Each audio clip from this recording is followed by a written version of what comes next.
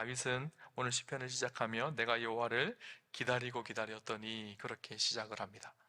다윗은 노년이 되어져서 아마 자기의 인생을 돌아보면서 인생의 깊은 고난을 만났을 때, 어려움을 만났을 때 그 어려움과 고난 속에서 하나님을 간절히 기다렸던 그 신앙의 고백을 담아서 오늘 시편 말씀을 기록을 하고 있습니다.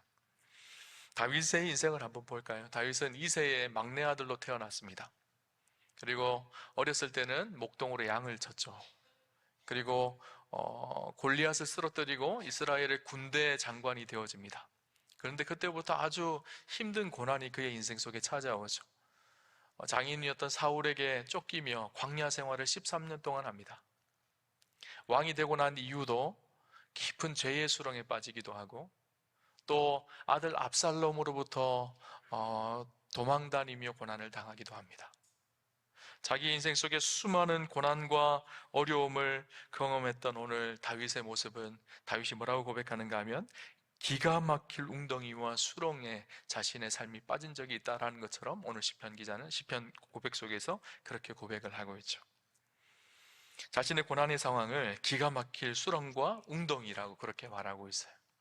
오늘 시편 40편 하반부에 보면 다윗이 빠진 그 기가 막힐 웅덩이가 어떤 곳인지를 몇 가지로 설명을 해주고 있습니다. 12절에 보면 수많은 재앙이 나를 둘러싸고 나의 죄악이 나를 덮침으로 우러러 볼 수도 없으며 죄가 나의 머리털보다 많음으로 내가 낙심하였음이니이다.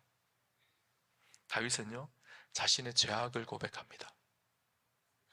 이 죄에 묶여서 그 깊은 죄책감 속에서 벗어날 수 없는 다윗의 상황, 다윗이었던 가장 큰 죄, 우리가 생각나는 것이 있죠. 우리아의 아내 바세바를 성적으로 범하고 우리아를 전쟁에 내몰아서 죽게 하는, 다윗은 그 죄를 범하고 난 이후에 1년 동안 그 죄의 결과 속에서 헤어나오지를 못합니다.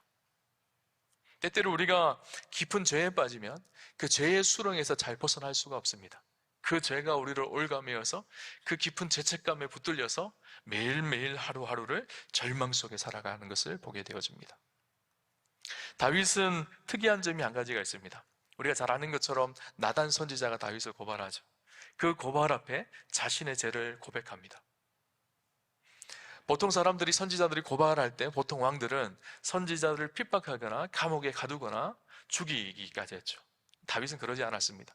죄의 고발 앞에 자기의 죄를 있는 그대로 고백합니다. 그래서 오늘 성경에 보면 죄가 나의 머리털보다 많음으로 내가 낙심하였음이니라, 그렇게 말합니다.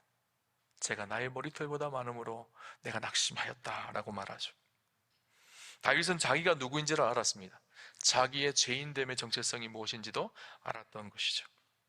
다윗을 깊은 수렁에 빠뜨린 것이 바로 이 죄였던 것을도 우리가 알게 되어집니다. 두 번째 다윗이 빠진 수렁은 어떤 곳일까요? 14절에 이렇게 얘기합니다. 내 생명을 찾아 멸하라 하는 자는 다 수치와 낭패를 당하게 하시며 나의 해를 기뻐하는 자는 다 물러가 욕을 당하게 하소서. 내 생명을 찾아 멸하라 하는 자, 다윗을 쫓아다니며 다윗을 죽이고 멸하려고 하는 그런 사람들이 있었죠. 특별히 사울 왕에게 다윗은 13년 동안 깊은 고난을 만납니다. 사울의 칼이 늘 다윗의 목 앞에까지 찾아와서 언제 죽을지 모르는 그런 위험과 절망 속에 다윗은 갇히게 되어지죠. 왕이 되고 난 이후도 그의 아들 압살롬에 의해서 늘 죽음의 고비가 그의 삶 속에 있었습니다. 이런 죽음의 고비가 다윗의 사망의 음침한 골짜기, 기가 막힐 웅덩이였던 거예요. 우리도 그럴 때가 있잖아요. 깊은 고난이 찾아와서 그 고난의 절망 속에서 벗어날 수 없을 때 기가 막힐 웅덩이에 빠진 것 같은 상황인 거죠. 세 번째는요, 15절에 보면 이렇게 말합니다. 나를 향하여 하하하하 하며 조소하는 자들이 자기 수치로 말미암아 놀라게 하소서. 다윗을 향해서 조롱하는 사람들이 있었어요. 여러분, 우리가 고난을 당할 때요, 고난을 당하는 것도 힘든 일이지만 누군가가 나를 향해서 비웃고 조롱하는 사람들이 있다면요, 정말 절망스럽습니다. 우리가 마음이 건강할 때는 그래도 잘 견뎌낼 수가 있어요. 근데 마음이 상한 상태에서요, 누가 하는 작은 말 한마디도 우리의 마음을 툭 하고 떨어뜨립니다. 그래서 그 자리에서 일어설 수 없게 만들어버리죠. 다윗의 상황도 마찬가지였어요. 사울에게 쫓기면서 늘 절망적인 상황 속에 죽음을 향해 치닫고 있는 그 상황 속에서 수많은 사람들이 다윗을 조롱하였습니다. 압살롬에게 쫓길 때도 마찬가지였습니다. 우리가 잘 아는 사건이 있습니다. 압살롬을 피해서 도망가는 이 다윗을 향해서 시므이라는 사람이 다윗을 조롱합니다. 성경에 보니까 이렇게 기록을 합니다. 사무엘하 16장 7절 8절을 보면 시므이가 저주하는 가운데 이와 같이 말하니라. 피를 흘린 자여 사악한 자여 가거라 가거라. 사울의 족속의 모든 피를 여호와께서 내게로 돌리셨도다. 그를 이어서 내가 왕이 되었으나 여호와께서 나라를 내 아들 압살롬의 손에 넘기셨도다. 보라, 너는 피를 흘린 자이므로 화를 자초하였느니라 하는지라. 시므이라는 사람이 나타나서요, 네가 사울을 죽여서 그런 거야. 그 피를 흘렸기 때문에 네가 그렇게 되어진 것은 당연한 일이야. 아유, 이 비루한 자요, 이렇게 막 조롱하고 비난하는 거예요. 근데 그 이야기를 들었던 다윗의 고백이 놀라웠습니다. 다윗의 부하 중에 아비새라는 부하가 있는데, 장수가 있는데, 내가 가서 저 시므이를 당장 쳐 죽일까요? 그렇게 말하지만 그러지 말라는 거예요. 그리고 나서 다윗이 이렇게 얘기합니다. 왕이 이르되 수리아의 아들들아, 내가 너희와 무슨 상관이 있느냐? 그가 저주하는 것은 여호와께서 그에게 다윗을 저주하라 하심이니 내가 어찌 그리하였느냐 할 자가 누구겠느냐 하고, 또 다윗이 아비새와 모든 신하들에게 이르되 내 몸에서 난 아들도 내 생명을 헤아려 하거든 하물며 이 베냐민 사람이랴. 여호와께서 그에게 명령하신 것이니 그가 저주하게 버려두라. 혹시 여호와께서 나의 원통함을 감찰하시리니 오늘 그 저주 때문에 여호와께서 선으로 내게 갚아 주시리라 하고. 무슨 얘기를 하고 있죠, 다윗이? 그가 하는 말 속에 여호와께서 내게 하는 말이 있을 수도 있다는 거예요. 그래서 그가 하는 말을 두라는 거예요. 그리고 내가 그렇게 원통하고 힘든 것을 하나님께서도 알고 계시기에 오히려 그것 때문에 하나님께서 선을 행하실 수도 있지 않겠느냐, 그렇게 다윗이 고백하고 있는 것이죠.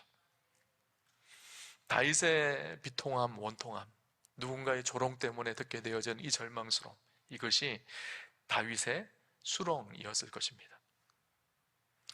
다윗이 인생 속에 이렇게 기가 막힐 웅덩이와 이 수렁에서 헤어나오지 못했던 것처럼 우리 인생 속에서도 때때로 죄의 깊은 수렁 속에 빠질 때도 있고, 때때로는 고난이 겹겹이 찾아와서 그 고난 속에서 헤어나오지 못할 때도 있을 것이고, 누군가의 조롱과 비난 때문에 매일매일 절망스럽게 밤에 잠을 이루지 못할 때도 우리의 인생 속에도 있죠.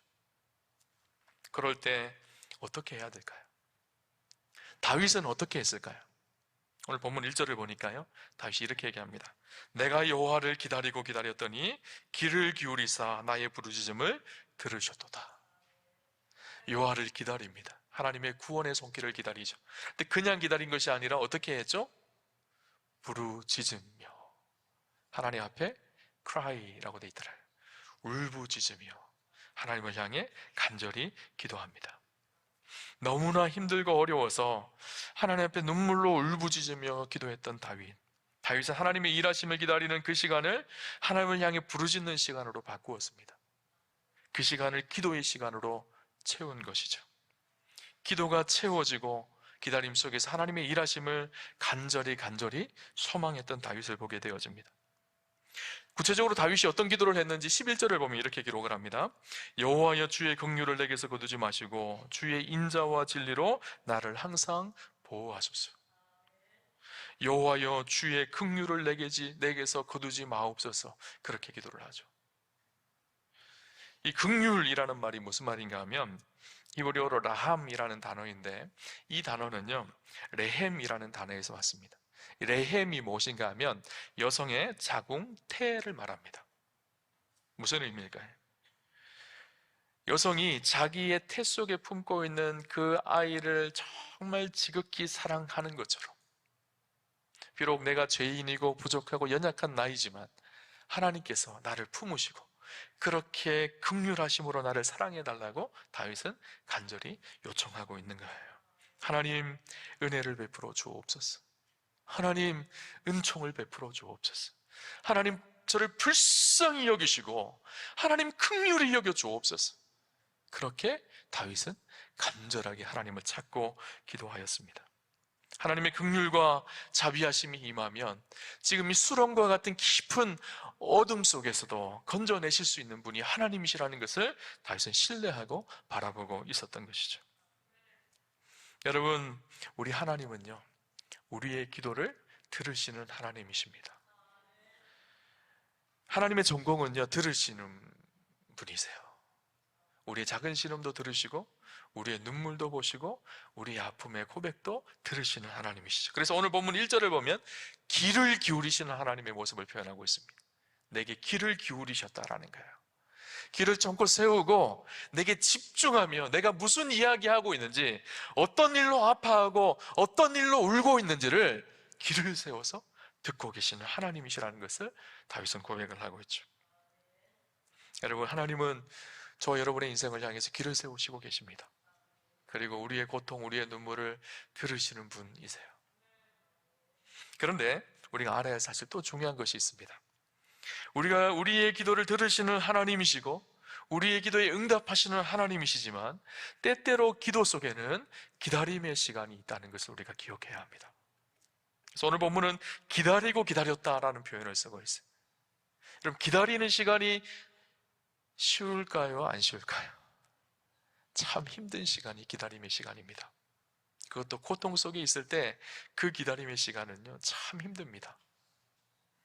기다림은 우리를 자꾸 절망 속으로 내몰게 만듭니다. 우리가 신앙생활하면서 힘든 이유는 간단해요. 하나님이 짠 하고 나타나셔서 우리의 구원의 역사를 짠 하고 바로 보여주시면 참 좋을 텐데 그렇게 보여주시지 않고 때때로 기다리게 하세요. 하나님은 참 특이하세요. 다른 것은 다 약속하시는데 시간은 잘 약속하지 않으세요. 우리를 구원하시겠다고, 우리를 건지시겠다고, 우리를 인도하시겠다고 약속하시는데 시간 약속은 안 하시는 것 같아요. 그래서 오늘 건지시고 내일 건지시거나 일주일 후에 건지시거나 한 달 후에 건지시겠다라고 말씀하시면 마음이 참 편할 텐데 시간 약속을 안 하시니까 답답해요. 그렇죠? 그렇잖아요. 우리가 잘 아는 것처럼 주님 다시 오시겠다고 약속하셨어요. 다시 오시는 하나님이세요. 그런데 언제 오실지는 말씀하지 않으세요. 그러니까 매일을 기다리라는 거예요. 매일을 긴장하고 기다리라는 거예요. 우리의 신앙생활은 사실 기다림입니다. 주님 우리 가운데 역사하시고 일하실 것을 날마다 기다리시죠. 기다리는 사람들이죠. 하나님은 구원을 이루어 가시고 역사하시고 일하시는 주권을 가지고 계신 하나님이십니다. 역사의 주인이십니다. 그런데 그 하나님이 우리가 믿어야 될 사실 한 가지는 동시에 시간의 주인이시기도 합니다. 우리는 그 시간이 언제인지 몰라서 답답하지만 하나님은 하나님의 시간과 타이밍을 정확하게 가지고 계십니다. 그래서 우리의 생각과 다른 하나님의 시간 안에 가장 정확한 방법으로, 가장 기가 막힌 방법으로 일하시고 역사하시는 분이 우리 하나님이시죠. 하나님이 하나님의 시간에, 하나님의 때에 하나님의 일들을 성취하십니다. 오늘 다윗이 기다리고 기다렸다라는 표현 안에는요, 기다림이라는 단어가 히브리어로는 카바라는 단어인데요, 이 카바라는 단어는 맹목적으로 의미 없이 기다리는 것이 아닙니다. 막연한 기다림이 아니라 어떤 일이 이루어질 것에 대한 확실한 믿음을 가지고 기다리는 기다림이라는 단어입니다. 그래서 헬리나 후에는요, 희망의 씨앗이라는 책에서 기다림에는 두 가지 기다림이 있다는 것을 우리에게 이야기해 줍니다. 첫 번째 기다림은 능동적 기다림입니다. 두 번째 기다림은 수동적 기다림이. 수동적 기다림은 무엇인가 하면 고통에 쫓겨서 아무런 소망 없이 겨우겨우 그 시간만을 겨우겨우 버텨내는 것. 그런데 소망이 없기 때문에 날마다 절망스러운 기다림, 이것이 수동적 기다림입니다. 반면에 능동적 기다림은 무엇일까요? 그 뜻이 반드시 성취될 날이 있기 때문에 그 날을 소망하면서 오늘을 힘있게 기다리는, 이것이 능동적 기다림입니다. 그래서 그 책에 보면 이렇게 얘기합니다. 자라기 시작한 씨앗처럼 자신들 속에서 역사하는 그 무엇을 받았습니다. 우리가 기다리는 것이 이미 우리를 위해 시작되고 있을 때에만 진정으로 기다릴 수 있습니다. 그래서 기다림이란 유에서 더 많은 유로의 이동입니다. 그들은 자신들이 기다리는 바가 그들이 딛고 서 있는 대지에서 자라고 있음을 압니다. 바로 이것이 비밀입니다. 기다림의 비밀은 씨가 심겼고 무엇인가가 시작되었다는 사실을 믿는 것입니다. 이미 우리 안에 하나님께서 일하실 씨앗이 심겨져 있고 하나님 우리의 삶 속에 지금도 일하시고 계신다라는 것을 믿는 확신이라는 거예요. 능동적인 기다림은 당신이 머무는 그곳에 무슨 일이 일어나고 있다는 확신과 그 사실을 마음에 품기 원한다는 확신으로 현재에 충실하는 것입니다. 기다리는 사람은 현재에 충실하며 바로 지금 이 순간이 그 순간이라는 것을 믿는 사람입니다. 지금 이 순간에도 하나님은 일하시고 역사하고 계신다는 사실을 믿고 신뢰하는 사람, 그리고 기다리는 사람. 인생 행복론을 쓴 데일 카네기 사무실에는 큰 풍경 하나가 걸려 있다고 해요. 그 풍경화의 내용이 무엇인가 하면 썰물에 물이 빠져나간 갯벌에 나룻배 하나가 처박혀 있는 그런 아주 이 을씨년스러운 그런 그림이에요. 그런데 그 그림 밑에는 뭐라고 써져 있는가 하면 반드시 밀물대가 있다라고 써져 있습니다. 썰물대가 있습니다. 우리 인생의 모든 것이 밀려나가는 것 같은, 칠흑과 같은 어둠의 시간이 우리의 삶 속에 찾아올 때도 있고, 기가 막힐 웅덩이가 우리를 가로막을 때도 있죠. 그런데 우리가 소망하는 것은 썰물대가 있다면 밀물대도 있다라는 거예요. 하나님의 은혜가 밀려오는 때가 있습니다. 그러면 썰물대는 뭐 해야 될까요? 배를 다시 정비하고 그물을 다시 끼워야 하겠죠. 그것처럼 우리 인생 속에 깊은 수렁이 찾아왔을 때, 웅덩이가 찾아왔을 때, 그때는 우리를 하나님 앞에 세우고 우리를 정비하는 시간입니다. 혹시나 하나님과의 관계 속에 내가 무엇이 잘못되었나, 무엇이 내가 부족한지 그것을 확인하고 새롭게 하는 시간이죠. 그래서 하나님의 역사의 시간에는, 하나님의 구원의 역사에는 두 가지가 필요합니다. 첫 번째가 무엇인가 하면 기도의 수고이고요, 두 번째는 인내의 기다림입니다. 기도의 수고에 인내의 기다림이 더해질 때 그곳에 응답의 결실이 맺게 되어지는 거예요. 그냥 응답의 결실이 짠하고 맺혀지는 것이 아니라 수고가 있어야 되고요, 기다림이 있어야 돼요.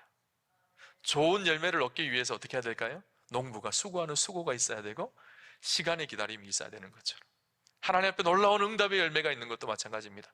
우리의 기도의 수고와 인내의 기다림이 있을 때 그곳에 열매가 맺혀져요. 근데 많은 사람들이요, 잘 기다리지 못합니다. 그러니까 아직 덜 익은 열매를 먹는 거예요. 이런 일이 있었다고 합니다. 한 부인이 대오페라 공연극장에 갔는데 그곳에서 오페라를 보고 나왔는데 그만 자기가 가지고 있던 브로치를 잃어버린 거예요. 근데 그 브로치는 다이아몬드가 박혀있는 브로치, 정말 고가의 브로치. 그래서 이 여인이 다시 오페라 극장에 전화를 했습니다. 지배인이 전화를 받고 브로치를 잃어버렸다는 사실을 알고 모든 직원들을 다 동원해서 브로치를 찾기 시작했습니다. 그리고 지배인이 그렇게 얘기하면, 브로치를 찾을 동안 잠깐 전화 수화기를 들고 계십시오, 그렇게 말하고 브로치를 막 찾기 시작했어요. 한참을 찾아서 이 브로치를 찾아낸 거예요. 이 지배인이 막 전화기로 달려가서 전화기를 탁 받고 브로치를 찾았습니다 하는데 전화기를 이미 그 부인이 끊어버렸어요. 그래서 다시 전화가 오겠지 하고 기다리는데 아무리 기다려도 다시 전화가 오지 않는 거예요. 우리의 신앙도 그럴 수 있습니다. 하나님의 은혜를 구하고 하나님의 구원하심을 구하고 찾지만 기다리지는 않습니다. 하나님의 때와 하나님의 시간이 있는데 섣부르게 우리가 판단하고 우리가 결정을 합니다. 그러면 진짜 있어야 될 응답의 열매가 없는 것이죠. 다윗이 그런 기도와 기다림 속에 하나님은 놀라운 구원의 은혜를 베풀어 주십니다. 2절을 보면 나를 기가 막힐 웅덩이와 수렁에서 끌어올리시고 내 발을 반석 위에 두사 내 걸음을 견고하게 하셨도다, 그렇게 말합니다. 기가 막힐 웅덩이와 수렁에서 끌어올리셔서 내 발을 반석 위에 하나님께서 세우셨습니다. 이것은 다윗의 신앙 고백입니다. 자신의 인생을 뒤돌아볼 때 자신의 인생 속에서 이렇게 인도하신 그 하나님의 놀라운 손길을 다시 회상하며 기억하며 노래하고 있는 것이죠. 기도하고 기다리니 하나님께서 반석 위에 나를 올려놓으셨다라는 거예요. 여러분, 다윗이 인생 속에 그의 기다림의 극치가 언제인가 하면요, 다윗이 사울에게 쫓길 때 동굴 안에 숨어들었거든요, 군인들과 함께. 근데 사울이요, 동굴 안에 혼자 들어옵니다. 용변을 보기 위해서. 다른 사울의 군대들은 다 밖에 있고 사울만 혼자 들어와요. 뒤에는 다윗과 다윗의 군대들이 있어요. 다윗에게는 아주 절호의 기회잖아요. 이제 사울을 단번에 쳐 죽일 수 있는, 지금 이 깊은 수렁에서 빠져나올 수 있는 아주 절호의 기회가 다윗에게 찾아왔어요. 다윗이 어떻게 했죠? 가서 칼로 사울을 쳐 죽인 것이 아니라 사울의 옷자락만 벨니다. 왜 그랬을까요? 다윗은요, 하나님 앞에 기름 부은 사람을 자기가 죽일 수 없다고 생각을 했습니다. 그리고 또 한 가지는 내가 죽이는 것보다 하나님께서 나를 구원하여 이끄실 때가 있다는 것을 다윗은 신뢰했어요. 그러니까 기다린 거예요. 참은 거예요. 내가 할 수 있지만 하나님이 하시는 것이 가장 좋은 방법이라는 것을 다윗은 신뢰했던 거예요. 이후에 어떻게 됐을까요? 다윗이 사울을 죽이지 않았지만 사울은 길보아 전투에서 죽습니다. 그리고 하나님께서 다윗을 세워서 이스라엘의 왕으로 세웁니다. 처음에는 유다 지파의 왕이었는데 그 다음에 이스라엘의 통일 왕국의 왕이 됩니다. 근데 여러분 생각해 보세요. 만약에 다윗이 사울을 그 자리에 죽였다면 빨리 왕은 될 수 있었을지 모르겠어요. 통일 왕국의 왕은 될 수가 없었을 거예요. 왜냐하면 사울에게 속한 지파들이 있거든요. 그 사울에게 속한 지파들은 다윗을 인정할 수가 없는 거예요. 우리의 왕을 죽인 사람이라고 정적이 되었을 것입니다. 이스라엘은 분열이 일어나고 나누어졌을 거예요. 하나님의 손에 맡겨놓았을 때 하나님이 그 일들을 해결하시고 나중에 다윗을 이스라엘의 통일 왕국의 왕이 되게 하신 거예요. 때때로 우리의 힘으로 이 일을 확 회치었으면 좋겠다 생각이 들 때가 있죠. 그때도 때때로는 기다림이 필요할 때가 있습니다. 그러면 하나님께서 가장 좋은 방법으로 길을 내시는 분이 하나님이세요. 내가 내 힘으로 할 때 그 이후에 두 가지, 세 가지 또 다른 문제가 나타날 때도 있습니다. 우리가 너무 내 힘 의지하지 않고 하나님께서 우리 인생을 인도해 가시고 이끌어 가시고 그분을 신뢰하고 그분을 바라보고 그분 앞에 우리의 삶을 내어드리는 믿음의 결단과 용기가 필요하죠. 그러면 하나님께서 그 일을 완성해 가시는 놀라운 구원을 경험하게 하십니다. 그렇게 하나님의 구원을 경험한 다윗은 3절에 새 노래로 하나님을 찬양한다라고 고백합니다. 3절을 볼까요? 3절 우리 같이 한번 읽어볼까요? 같이 한번 보겠습니다. 새 노래 곧 우리 하나님께 올릴 찬송을 내 입에 두셨으니 많은 사람이 보고 두려워하여 여호와를 의지하리로다. 여러분, 새 노래가 무엇일까요? 새로운 곡을 붙인 새로 만든 작사 작곡한 뉴송이 새 노래일까요?